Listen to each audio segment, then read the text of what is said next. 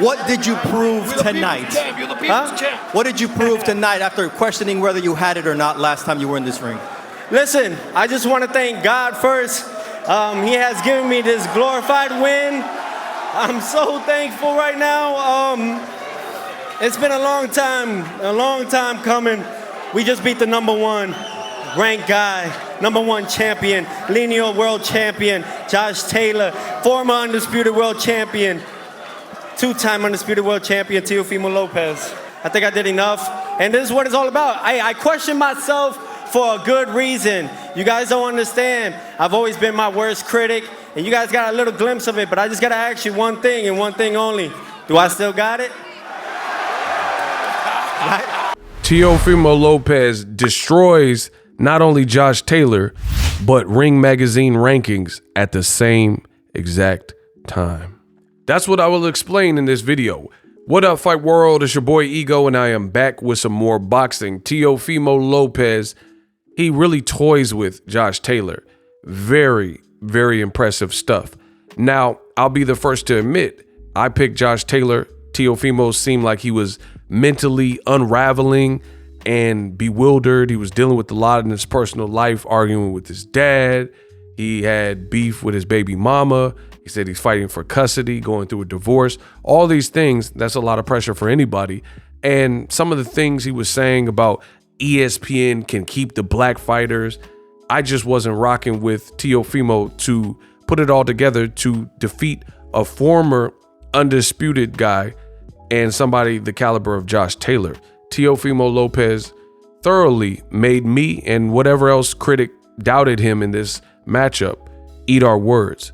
And I enjoyed it. You know, I enjoyed eating my words because it was a phenomenal performance.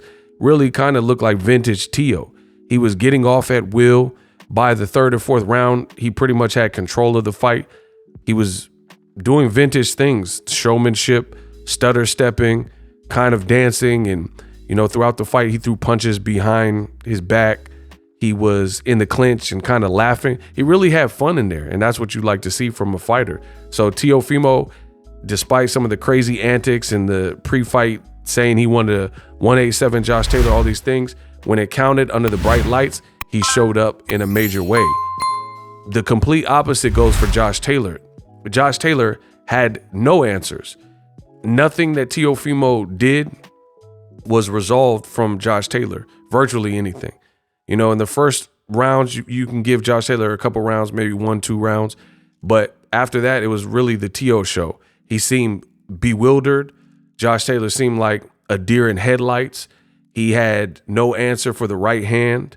The explosiveness and the speed of Teofimo Lopez clearly bothered him. He couldn't get off the blocks first.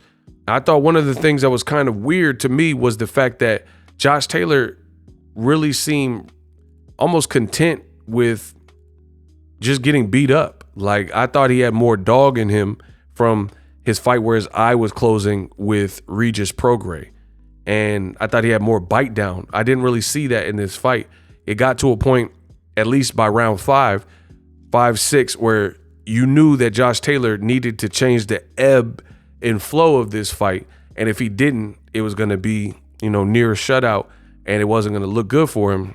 Yet and still, Josh Taylor made no adjustments. I really wonder if Josh Taylor, being on a long layoff and being big for that division, because one thing physically, he looked huge next to Teofimo Lopez. I wonder if that weight cut had him look over like old overnight, because he didn't look like the same fighter that I've ever seen. And I've seen many past Josh Taylor fights. This one, he looked like almost like a shell of his former self. I don't know what that is, what caused it. You got to give a lot of credit to Teofimo. I think the style was all wrong. Styles make fights. The other good sign for the Teofimo takeover crowd is Teofimo never seemed hurt. So he's relatively new to this division. Teofimo Lopez has 2 previous fights before he fought Josh Taylor, now totaling 3 fights. And I'll be honest, he didn't look good. He didn't look great and sensational until this Josh Taylor fight. Back against the wall, some fighters are like that. When all the pressure is on and all the chips are down, people are counting you out. I guess they, you know, train harder or push further, spar harder, whatever the case is. And that looked like it was the case here, because out of the three, this was his biggest fight, and this is where he showed up. And you see that sometimes. Even Dimitri Bivol.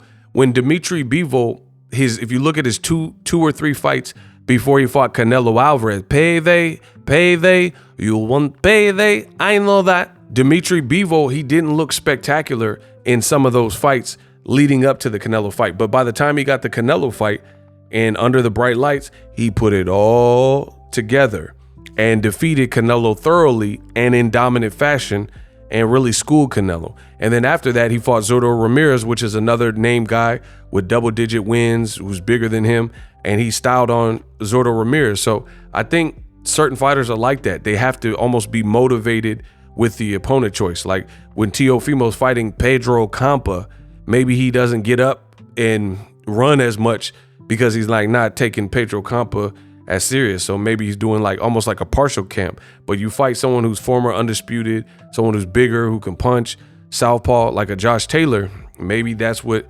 Teofimo needed to push him to this gear.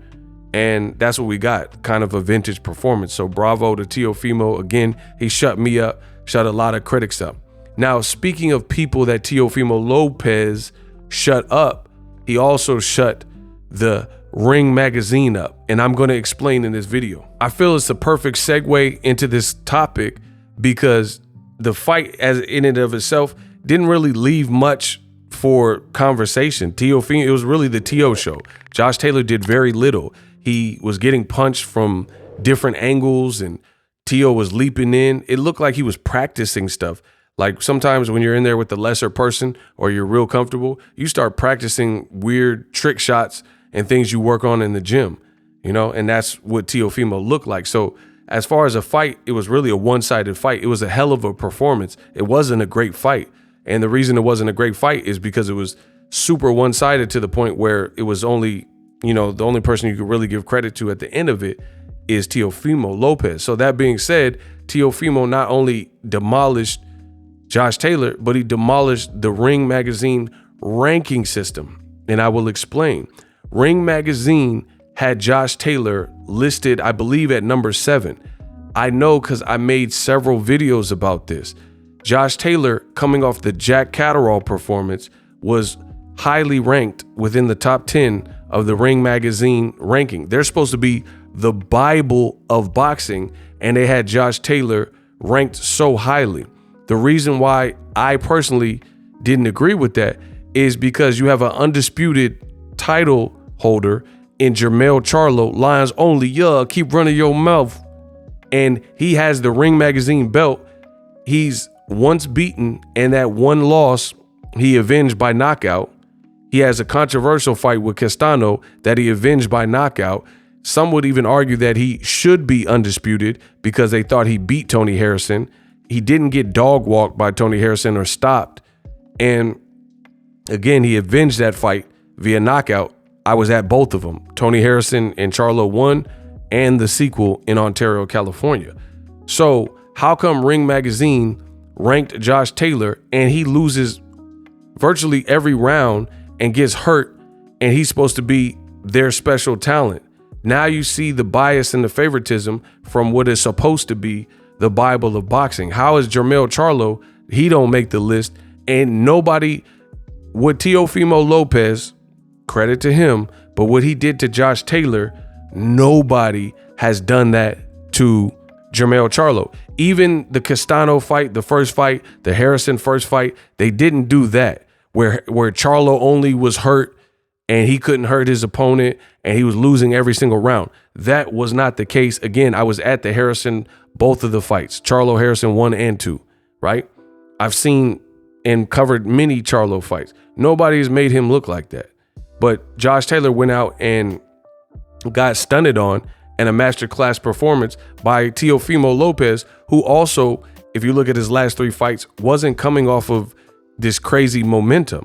So it says a thing or two about Ring Magazine's alleged ranking system and favoritism and who they favor. How do you have Josh Taylor coming off the Jack Catterall fight that he should have lost, and he stays in the top 10, and you want to keep him in the top 10 and don't want to alleviate his spot and make room for some of the other top, like Gervonta Davis or Jermell Charlo or Shakur Stevenson or whoever else is not on the list. You don't want to make lists primarily for American fighters and black fighters, and you keep this open for a Scottish fighter and Josh Taylor, and then he makes you look very bad by putting out that performance. Listen, it's not just about losing.